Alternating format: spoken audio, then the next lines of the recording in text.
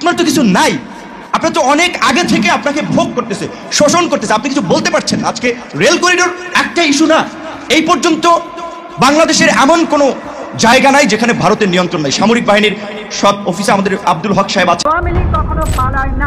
এমন দম্ভক্তি করেও প্রধানমন্ত্রীর পদ ছেড়ে হন দেশান্তরী। মুখ ফসকে বেরিয়ে যাওয়া এক গুলিতে ইতি টানতে হয় দীর্ঘতম শাসনের। পতন হয় রাষ্ট্রপ্রধান হিসেবে সব দম্ভের। আসসালামু আলাইকুম। ক্ষমতাচ্যুত হবার পর আওয়ামী লীগ আবার নতুন করে তৎপরতা শুরু করেছে। কোন অবস্থান থেকে শুরু করেছে সেটি অজ্ঞাত। অনেকে ধারণা করছেন যে দিল্লিতে অবস্থান নিয়েই শেখ হাসিনা নানা নির্দেশনা দিচ্ছেন, আর তার পুত্র সজীব ওয়াজেদ জয় বেগম খালেদা জিয়ার নিঃশর্ত মুক্তি আরো আগেই দেওয়া উচিত ছিল। ক্ষমতাচ্যুত হওয়ার পর এমন উপলব্ধি শেখ হাসিনার ছেলে সজীব ওয়াজেদ জয়ের। তিনি বলেন, ছাত্রদের আন্দোলনের সময় দলের কিছু নেতাকর্মী ও পুলিশের অতি উৎসাহীরা বাড়াবাড়ি করেছে, তবে সরকার সেই ভুল আসসালামু আলাইকুম। 90 দিনের মধ্যে নির্বাচন দিয়ে প্রধানমন্ত্রী হচ্ছেন সজীব ওয়াজেদ জয়, একই কঠিন বার্তা দিলেন।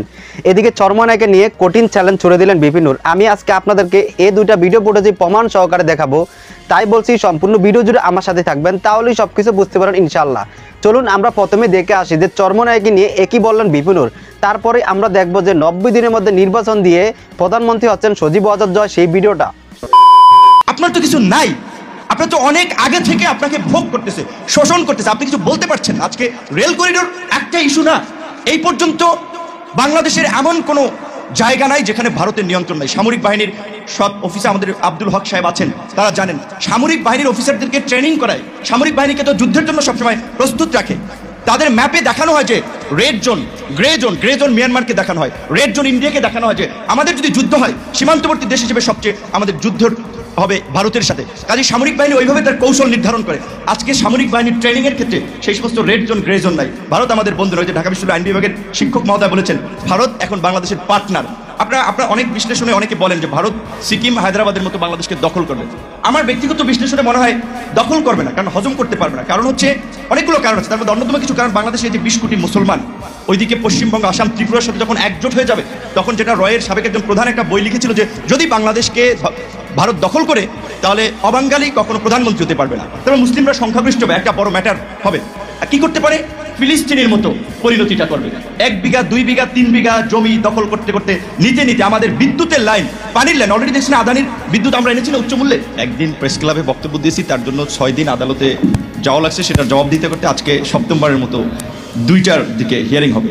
তো আকন্দ ভাই বারবার বিশেষভাবে বলেছিল যে পীর সাহেব দাওয়াত দিয়েছে, অন্তত সুযোগ থাকলে একটু শুরুর দিকে হয়ে আসো। শুরুর দিকে হয় নাই, জয়নুল ভাই আসলো যে কারণে আসলাম, আবার চলে যেতে হবে, বক্তব্য দিয়ে চলে যাব। প্রথমত আজকে এই ইনিশিয়েটিভ যে নেওয়া হয়েছে সেই জন্য ইসলামী আন্দোলনকে ধন্যবাদ জানাই। এর আগেও তারা জাতীয় স্বার্থ সংশ্লিষ্ট এরকম কিছু বিষয়ে এই ধরনের একটি সংলাপ আয়োজন করেছিল নির্বাচনের আগেও, এবং অন্যান্য রাজনৈতিক দল ইনক্লুডিং আমরা করেছিলাম। এবং এই সংলাপ আলাপ আলোচনা বিশেষ করে গত 1 যুগ ধরে তো চলছে। এই ফ্যাসিবাদের 16 বছর বলা চলে, প্রায় 1.5 যুগ। আর আমরাও কিন্তু এই ফ্যাসিবাদের উৎখাতে আমাদেরও আলাপ আলোচনাগুলো চালিয়ে যাচ্ছি, কিন্তু দুর্ভাগ্য হচ্ছে কাজ হচ্ছে না। আমরা আলোচনা করতেছি কিন্তু আমাদের সঠিক অ্যাকশন প্ল্যান আসতেছে না। আজকে ভারতীয় এই সাম্প্রতিক যে রেল করিডোর দেওয়া থেকে শুরু করে যে ভারতের সাথে অন্যায্য চুক্তির বিষয় বলছি, এটা কি ধরেন এই আওয়ামী লীগ গত 16 বছরে আসলো, এটা কি বাংলাদেশে নতুন হয়েছে? দেশ স্বাধীনের পরই তো 72 সালে বঙ্গবন্ধুকে দিয়ে প্রথম বাংলাদেশের অভ্যন্তরীণ নৌ চলাচল এবং স্থল পথ ব্যবহারের চুক্তি করেছে বঙ্গবন্ধুকে দিয়ে, যেটি আপনাদের মনে থাকার কথা। ভারত পাকিস্তান ভাগ হওয়ার পরে 1965 সালে ভারত পাকিস্তান যুদ্ধের পরে যে বাংলাদেশের উত্তর পূর্বাঞ্চলে নৌপথ যে ভারত ব্যবহার করতো কলকাতা সহ এই অঞ্চলে যে পণ্য পরিবহনে, সেটি বন্ধ ছিল 65 সালে। 71-এ যখন আপনার পাকিস্তান থেকে বাংলাদেশ আলাদা হয়েছে, তখনই ভারত আমাদেরকে সহযোগিতা করেছে মুক্তিযুদ্ধে, তার ফায়দা নেওয়া শুরু করেছে যে এই নৌপথ স্থলপথ ব্যবহার করার মধ্য দিয়ে। পর্যায়ক্রমে সেটা অনেক নিয়েছে এবং তার কিছু খেসারত বাংলাদেশ খুব চরমভাবে দিয়েছে। 75-এর ঘটনার জন্য বিএনপিকে দায়ী করা হয়। বিএনপি, জিয়াউর রহমান সে সময় কি ছিলেন? বিএনপি কোনো রাজনৈতিক দল ছিল, তারপরেও বিএনপিকে দায়ী করা হয়, কারণ বিএনপি আওয়ামী লীগের একটা প্রধান রাজনৈতিক প্রতিপক্ষ। কিন্তু সেই ঘটনা তো স্পষ্টভাবেই যখন আপনার এই 73-এর ন্যাম সম্মেলন থেকে শুরু করে যখন বঙ্গবন্ধু, ইন্দিরা গান্ধী এবং ভারতের স্টেট পলিসি ওভারলুক করে সেটাকে সাইড করে যখন তিনি মুসলিম বিশ্বের সাথে সম্পর্ক উন্নয়নের জন্য কাজ করছিলেন, এইটা কিন্তু ভারতের পছন্দ হয় নাই। তখন বঙ্গবন্ধু কিলিং মিশন, এটাও ভারতের রয়ের সরাসরি প্ল্যান পরিকল্পনা ছিল। তারপরে যখন জিয়াউর রহমানের মতো একজন আর্মি অফিসার, যিনি মধ্যম সারির একজন অফিসার থেকে শুরু করে বাংলাদেশের রাষ্ট্র ক্ষমতায় আবির্ভূত হয়েছেন জনগণের ভালোবাসা নিয়ে এবং বাংলাদেশকে স্বনির্ভর বাংলাদেশ গড়ার একটা স্লোগান নিয়ে যিনি সারা বাংলাদেশ চষে বেরিয়ে। তো সম্মানিত দর্শক শ্রোতা, আশা করছি আপনারা এই ভিডিওটা মনোযোগ সহকারে দেখেছেন এবং বিভিন্ন চরমনাই নিয়ে কি বলতে চাইছেন তাও বুঝতে পেরেছেন। এই বিষয়ে আপনাদের মতামত অবশ্যই কমেন্ট করবেন। চলুন আমরা এখন দেখে আসি যে 90 দিনের মধ্যে নির্বাচন দিয়ে প্রধানমন্ত্রী হচ্ছেন সজীব ওয়াজেদ জয়, সেই ভিডিওটা। আসসালামু আলাইকুম। ক্ষমতাচ্যুত হবার পর আওয়ামী লীগ আবার নতুন করে তৎপরতা শুরু করেছে। কোন অবস্থান থেকে শুরু করেছে সেটি অজ্ঞাত। অনেকে ধারণা করছেন যে দিল্লিতে অবস্থান নিয়েই শেখ হাসিনা নানা রকম নির্দেশনা দিচ্ছেন, আর তার পুত্র সজীব ওয়াজেদ জয় মার্কিন যুক্তরাষ্ট্রে বসে সেই কথাগুলো, সেই বক্তব্যগুলো সামনে আনছেন। তার প্রেক্ষিতে আজকে চ্যানেল 24 একটি সাক্ষাৎকার নিয়েছে সজীব ওয়াজেদ জয়ের। সেখানে তিনি বলেছেন, সংবিধান অনুযায়ী 90 দিনের মধ্যে নতুন নির্বাচন চায় আওয়ামী লীগ। তার মানে হচ্ছে এখন দলের নেতৃত্ব, কর্তৃত্ব এবং সম্মুখভাগে যিনি সমন্বয় করছেন তিনি হচ্ছেন সজীব ওয়াজেদ জয়। নিঃসন্দেহে বলা যায় যে সজীব ওয়াজেদ জয়ের এই দাবির পর রাজনৈতিক পরিস্থিতি একটি ভিন্ন দিকে মোড় নেবে। ইতিমধ্যে আইন উপদেষ্টা বলছেন, জনতার দাবি এবং আকাঙ্ক্ষা পূরণে নতুন এই অন্তর্বর্তী সরকার যতদিন প্রয়োজন ততদিন ক্ষমতায় থাকবে। একটি মুখোমুখি অবস্থান এবং অন্তর্বর্তী সরকারের এই দাবি এবং প্রত্যাশার পেছনে নিঃসন্দেহে ধারণা করা যায় যে বিএনপি, জামাত সহ আন্দোলনকারী যে শক্তিগুলো তাদের এটি সমর্থন থাকবে।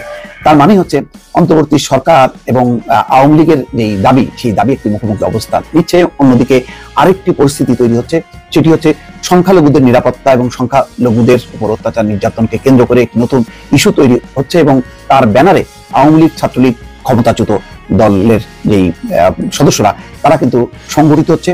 তারা বাংলাদেশের ভেতরে প্রতিদিন সমাবেশ করছে, বিক্ষোভ করছে। শাহবাগে তারা বড় একটি শোডাউন করেছে এবং বলছে যে তাদের এই আন্দোলন অব্যাহত থাকবে। অন্যদিকে সীমান্ত অঞ্চলে জড়ো করা হচ্ছে সংখ্যালঘু সম্প্রদায়ের সদস্যদেরকে। তারা চিৎকার, চেঁচামেচি, স্লোগান দিচ্ছে, কান্নাকাটি করছে এবং ভারত সরকারের দৃষ্টি আকর্ষণ করছে। ভারত সরকার কোনো কোনো ক্ষেত্রে রেসপন্স করছে, যদিও পশ্চিমবঙ্গ সরকার পুলিশের পক্ষ থেকে একটি বার্তা দিয়েছে যাতে সেখানকার কয়েকটি গণমাধ্যম যেভাবে উস্কানিমূলক তৎপরতা চালাচ্ছে তাতে একটি সাম্প্রদায়িক দাঙ্গা বাঁধতে পারে, সেই ব্যাপারে সতর্কতা জারি করছে। এমন একটি পরিস্থিতির মধ্যে প্রতিদিন সজীব ওয়াজেদ জয় গণমাধ্যমে কিন্তু বাংলাদেশের চ্যানেল 24 কে প্রথম তিনি সাক্ষাৎকার দিলেন। আর এছাড়া প্রতিদিন রয়টার্সকে বলছেন, রয়টার্সের সঙ্গে তিনি কথা বলছেন। যেমন আজকেই সজীব ওয়াজেদ জয়কে কোট করে একটি রিপোর্ট কিন্তু সামনে এসেছে। তিনি বলছেন যে শেখ হাসিনা ভারতে যাওয়ার আগে পদত্যাগ করেননি, রয়টার্স রিপোর্ট করছে নয়াদিল্লি থেকে। তার মানে হচ্ছে শেখ হাসিনা পদত্যাগ করেননি, মানে হচ্ছে তিনি এখনো যেন বৈধ প্রধানমন্ত্রী এই সরকারের। তার মানে কি এমন একটি চেষ্টা চলছে একটি প্রবাসী সরকার গঠনের? তেমন কিন্তু ইঙ্গিত দেওয়া হয়, যেহেতু সজীব ওয়াজেদ জয় বলছেন পদত্যাগ করেছেন। আর যখন নতুন সরকার গঠন হয় তখন কিন্তু বলা হয়েছে বাংলাদেশে যে তিনি পদত্যাগ করেছেন। পদত্যাগ করে তিনি গণভবন থেকে বঙ্গভবনে যান, বঙ্গভবনে পদত্যাগ করে তারপর তিনি দেশ ছাড়েন। তাহলে কোনটা সত্য? সজীব ওয়াজেদ জয়ের এই পুরো বক্তব্য, পুরো অবস্থান কিন্তু পরিস্থিতি দ্রুত পাল্টে যাচ্ছে বা এবং একটি পরিস্থিতি তৈরি হচ্ছে। তিনি বলছেন ওয়াশিংটন থেকে রয়টার্সকে সজীব ওয়াজেদ জয় বলেন, আমার মা আনুষ্ঠানিকভাবে কখনোই পদত্যাগ করেননি। শেখ হাসিনা দেশ ছেড়ে ভারতে যাওয়ার আগে প্রধানমন্ত্রী পদ থেকে পদত্যাগ করেননি।